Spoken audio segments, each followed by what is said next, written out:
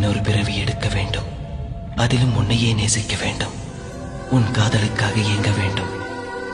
உனக்காக உயிர் விட வேண்டும். அந்த இளவயதில் ஆற்றங்கரை மணலில் காலடி தடம் பதித்தோம் யார் அழித்தார்? நந்தவன கரையில் நட்டு வைத்த செடியில் மொட்டு விட்ட முதற் பூவை யார் பறித்தார்? காதலர் தீண்டாத பூக்களில் தேனில்லை, இடைவெளி தாண்டாதே என் வசம் நானில்லை. தொட தொட மலர்ந்ததென்ன பூவே, தொட்டவனை மறந்ததென்ன? தொட தொட மலர்ந்தது